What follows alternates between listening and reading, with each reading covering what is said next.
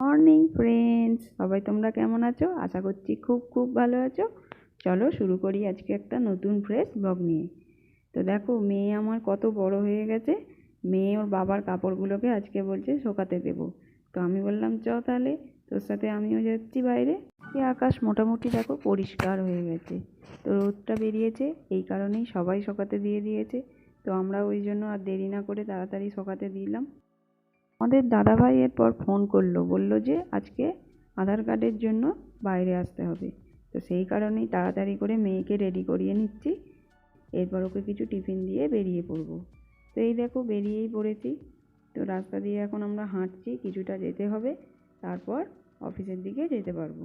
পাহাড় দেখতে দেখতে আমরা চলে এলাম অফিসে। এই যে দেখো এসে বসে আছি, কারণ কি বলতো, এখানে কারেন্ট নেই। তো বাড়িতেও কারেন্ট ছিল না, আজকে খুব কারেন্ট ডিস্টার্ব করছিল। তো যাই হোক, আমাদের ওয়েট করতে বললো, তাই আমরা ওয়েট করছি, দেখা যাক কি হয়। অনেকক্ষণ ওয়েট করার পর আর ধৈর্য না রেখে চলে গেলাম আমরা একটা কেকের দোকানে।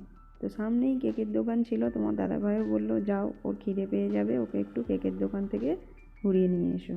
দেখা যাক ওখানে কী কী কেক পাওয়া যায়। এই দেখো আমরা ঢুকছি এই কেকের দোকানটাতে। তো মেয়ে তো খুব এক্সাইটেড, ও কেক খাবে। দুজনে দু রকমের ফ্লেভারের চক কেক নিয়েছিলাম, তো দুজনেরটাই খেতে খুব ভালো ছিল।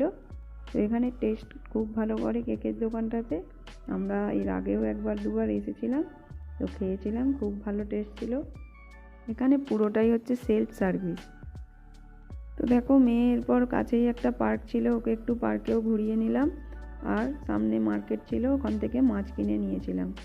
তো দেখো সব কিছু করে আমরা বাড়ি চলে এসেছি। তো টায়ার্ড হয়ে বাড়ি ফিরে এখন আমি একটু রিফ্রেশমেন্টের জন্য মেয়ের কাছ থেকেই চেয়ে চেয়ে নিচ্ছিলাম হচ্ছে বিঙ্গো। তো এই বিঙ্গোকেই চলো কাজ শুরু করে দিই। তো দেখো এই যে মাছগুলো যে কিনে এনেছিলাম, এটা হচ্ছে 1 কেজি চিতল মাছ, 1 কেজির একটু বেশি দিয়েছে। তো এখানে এটার দাম হচ্ছে টোটাল হচ্ছে 250 টাকা নিয়েছে, 220 টাকা কিলো বলেছে। আর যেহেতু একটু বেশি দিয়েছে আর সঙ্গে ডিম দিয়েছে, তো সেই কারণেই একটু বেশি দাম নিয়েছে। তো এরপর দেখো মেয়ে এখানে বায়না করছে যে মা আমাকে জানালাটা খুলে দাও, কারণ ও এই জায়গাটায় বসে খেলবে।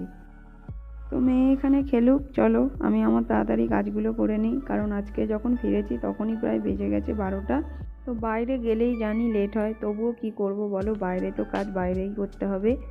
তো যাই হোক চলো সেসব আর চিন্তা না করে তাড়াতাড়ি ঝটপট করে করে নিই। তো আজকে আর তোমাদের সাথে আমার রান্নার ভিডিও শেয়ার করতে পারবো না, কারণ আজকে একদমই কারেন্ট নেই এখানে। তো জানি না কেন, ওয়েদার তো খুবই ভালো, তবুও কেন কারেন্ট নেই জানি না। তো চলো তাড়াতাড়ি করে আমি কাজগুলো সেরে নিই।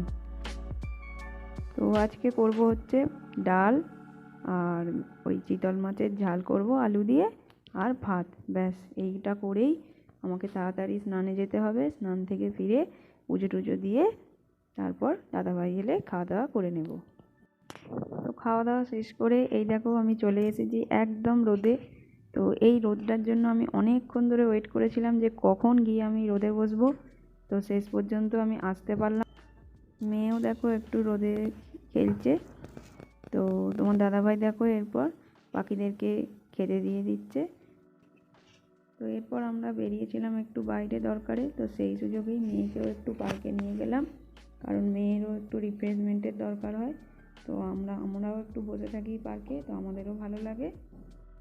এখানে তো ওরা বাইরের কাউকে আর পায় না, এখানে ওর মামার বাড়িও যেতে পারে না, বা নিজের ঠাকুমা দাদু কাউকেই পায় না। তো সেই কারণেই ওদেরও একটু রিফ্রেশমেন্টের দরকার আছে, সেই কারণেই ওদেরকে নিয়ে আসতে হয় পার্কে। তো দেখো কত বাচ্চারা এখানে খেলছে।